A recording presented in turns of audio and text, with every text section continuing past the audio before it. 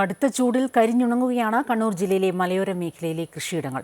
Acre കണക്കിന് സ്ഥലത്തെ നേന്ത്രവാഴകളും പച്ചക്കറികളും കൊടും ചൂടിൽ കരിഞ്ഞുണങ്ങിയതോടെ ലക്ഷക്കണക്കിന് രൂപയുടെ നഷ്ടമാണ് കർഷകർക്ക് ഉണ്ടാകുന്നത്.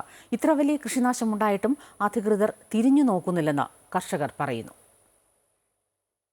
പണ്ട് കർഷകർക്ക് നാശം വിധിച്ചുകൊണ്ടിരുന്നത് കാറ്റും മഴയുമായിരുന്നു. എന്നാൽ ഇന്ന് അവസ്ഥ മാറി. കടുത്ത ചൂടാണ് കർഷകരുടെ വില്ലൻ.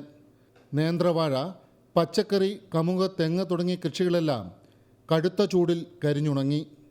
ഇതിൽ ഏറ്റവും കൂടുതൽ ബാധിച്ചിരിക്കുന്നത് വാഴക്കൃഷിക്കാരെയാണ്. ഏക്കർ കണക്കിന് സ്ഥലം പാട്ടത്തിനെടുത്ത് വാഴക്കൃഷി നടത്തിയ കർഷകർക്ക് മുടക്കുമുതൽ പോലും തിരിച്ചു കിട്ടാത്ത അവസ്ഥയാണ്. 2 നേരം നനച്ചിട്ടും വാഴകളെല്ലാം ഉണങ്ങി ഒടിഞ്ഞു വീഴുന്നു. 6-7 മാസം കൊണ്ട് കുലയ്ക്കേണ്ട വാഴകൾ 4-ാം മാസം കുലയ്ക്കുകയും കഠിനമായ ചൂടിൽ വാടിപ്പഴുക്കുകയും ചെയ്യുമ്പോൾ കടം മേടിച്ച് കൃഷിയിറക്കിയ മലയോര കർഷകൻ്റെ നെഞ്ച് പിടയുകയാണ്. 1500 വാഴ വച്ചതിൽ ഒരു കുല പോലും വിളവെടുത്ത് വിൽക്കാൻ പറ്റുന്നില്ല എന്ന അവസ്ഥ ആലോചിക്കുമ്പോഴാണ് ഇതിൻ്റെ തീവ്രത മനസ്സിലാവുക.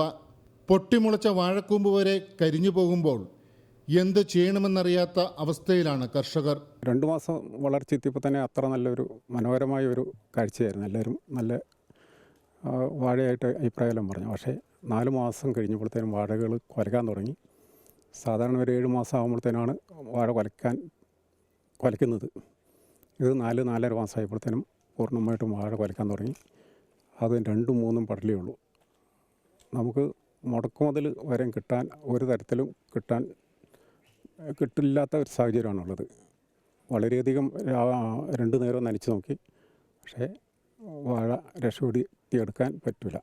കാലവർഷക്കെടുതിയിൽ നാമമാത്രമാണെങ്കിലും കർഷകർക്ക് നഷ്ടപരിഹാരം ലഭിക്കും.